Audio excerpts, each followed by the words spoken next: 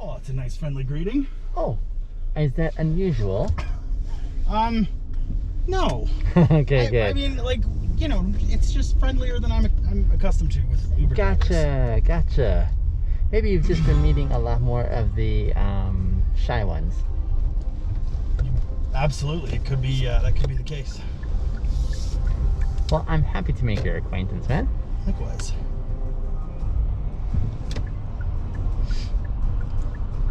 This is not your first venture out, I'm guessing. Oh no. Your day's already in progress. Almost over, in fact. Almost over, you say? Yeah. Where are you working today? I was working. Okay. What is it you do for work? I'm a chef. Oh, no. Whoa, so you're finishing your shift and you still have a good portion of the day left. I know, right? That's amazing. Is this unusual or regular? No, this is pretty regular. It is, okay. I've sort of positioned myself to work more mornings. Nicely done. Yeah. Well, I mean, it was sort of like I was sort of given an option, but Yeah. you know, it's Mornings or nights, right? yeah, basically. Here's the catch-22 that I found in my experience, Oh, and yeah? that is, I like my nights. I like my nights to be free. Yeah. So if I wake up early in the morning, then I can pretty much guarantee I have evenings, right? Camera in 300 But then to enjoy my evening, though, is 60 kilometers per I hour. can't stay out late, which is why I wanted to have my nights in the first place, because I have to like get to bed on time to do the whole process again, and so I find myself stuck there. You see the struggle, right? I do, yeah. I find for me it's nice to work the mornings because it's easier to get into a routine. Okay. And also, I mean, at least that way, like, you know, I do have to work a lot Speed of and red weekends. light camera in but, 100 meters. It does mean Speed that, like, limit is for 60 my, kilometers per hour. not so much since COVID, but like my girlfriend, she works a regular, well, has a more regular sort of schedule than I do. Sure enough. But like, so she's usually like the evenings are the time where she's most free. I see. So it's And, nice to synchronize those two I've even schedules. gotten myself into a position now where I've got Fridays and Saturdays off. Oh my goodness. Right? As a chef or as a cook, Yeah. that is brilliant. Yeah. That is I really wanted Sundays and Mondays. Yeah. But Fridays and Saturdays actually work a lot better with my girlfriend's schedule. So. Yeah.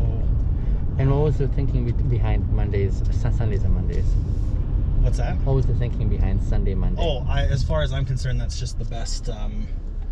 That's sort of the best schedule, because then, like, you know, Sundays are always kind of weird days in the restaurant because you kind of have like that brunch crowd. Yeah. And then Mondays are always a shit show because the weekends are busy. Oh, I And so Mondays you get like all of your see. orders, and there's usually a big prep day. Yeah, I see.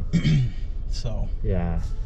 Now, given that you work like these ideal hours for one in the kitchen, Yeah. do you still find it as stressful as they would at nighttime in the heat of the busyness? Yes and no. Okay. It's kind of a mixed bag, right? Like, 'cause Okay. nighttime is more stressful because you don't necessarily know when it's going to slow down. And if you don't know when it's going to slow down, you don't know when you can start closing. If you don't know when you can't start, or when you can start closing, you don't know when you're going to be done work. Right. So, but in the mornings, Yeah. it's sort of like come in, set up the kitchen, prep, cook for a while, and then go home. Yeah, Basically, once everything's sort of restocked and ready to go for the evening. that makes sense. So it's, I would say it's a little bit less stressful on like my social life Yeah. to work the mornings, but as far as like, I find sometimes it's more stressful because I do know that I have an end time, which means I've got to, it's like, got to stay like laser focused all day, Right. or I won't get everything done. I see. So we actually had, today was a weird one. Okay. Normally Tuesdays are like fairly tame, like they're not super busy, and we don't have any orders that come in today, and it's not really a big prep day. However, Yeah. we are rolling out a new menu on April the 1st. Okay. So we had to do a tasting this morning at 9 o'clock, Okay. and around 7 this morning, the oven caught fire. The oven caught fire. Okay. And not like a little bit. Yeah. Like full on. It was on fire so bad Yeah. that the server that opened this morning called the fire department. Oh. I hadn't gotten there at that point. I didn't Okay. start until 8 this morning, but Okay.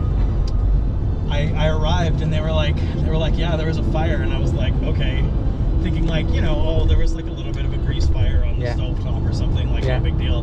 No, the fire was so bad that it like destroyed the thermostat that controls that monitors the temperature of the oven and decides whether it needs to be on or off. Yeah. And the guy that came in to fix it this afternoon was saying that in order for that to happen, it would have had to be, like, the fire would have had to have been burning in excess of 1200 degrees Fahrenheit. It was so hot that some parts of the thermostat and the valve Yeah. were, like, they had basically been welded together because they had heated up so much. That's And intense. it's like, okay. I'm trying to understand. Like completely like warped the inside of the oven. And he said he's like, if they had opened the oven door, whoever it was that had opened it Yeah. would have been in the hospital, and it would have set off our fire suppression system, which is like a $10,000 refill. And I mean, Yeah.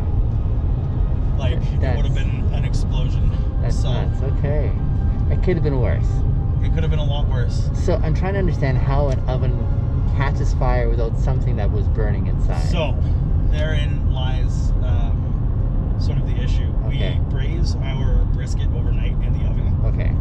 and in order to do that, it's got to be submerged in the braising liquid. Okay. And in order to do that, Yeah. the inserts that we braise them in Yeah. have to be quite full. Okay. And so all of the fat renders off of the brisket and floats up to the top. So this morning, Yeah. the girl that took them out of the oven Yeah. spilled some of the grease that was in the top. Okay.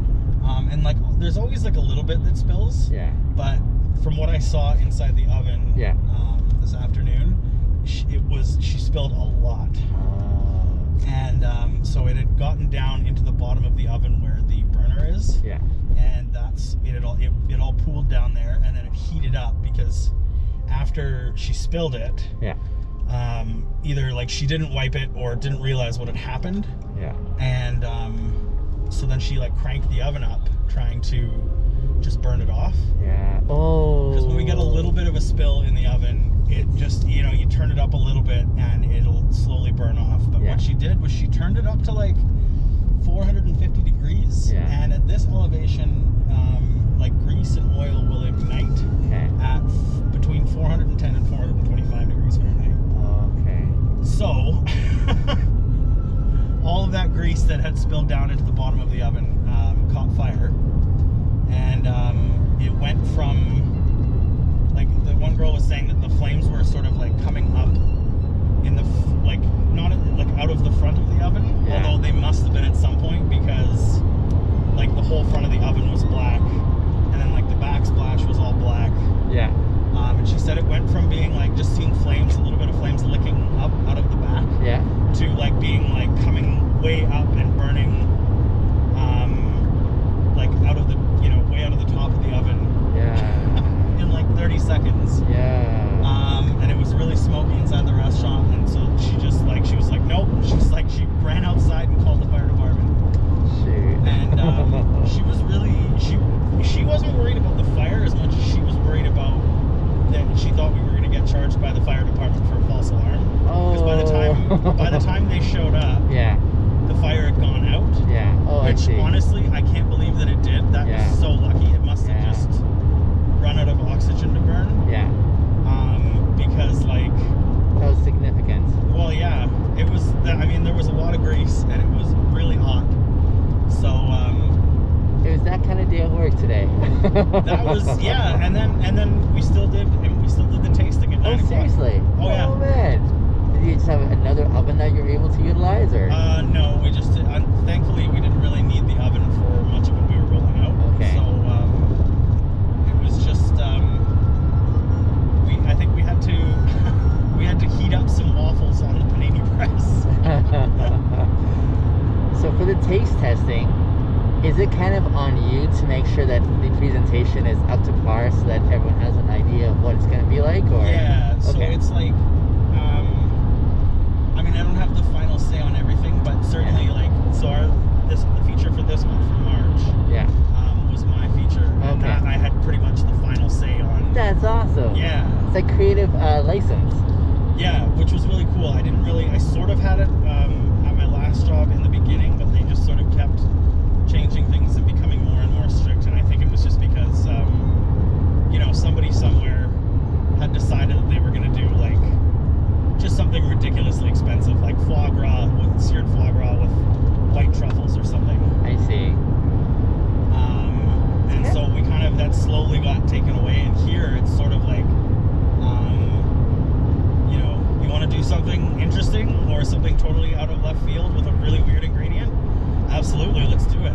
Nice. So I did. Are you familiar with like steamed buns? Like steamed pork buns? No. Okay.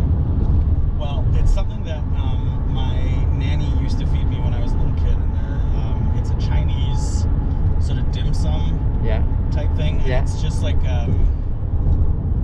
it's basically just a bun, but Yeah. steamed instead of baked, Yeah. and it's filled with like barbecue pork. Okay. Now I got the picture now. Yeah. Yeah. And so, anyways, so she used to feed me those when I was really little, and then I wanted to do something with duck, and then I also Which I've heard is really hard to cook. it is, yeah, and to get it to turn out right, Right. it's kind of finicky. So, Okay.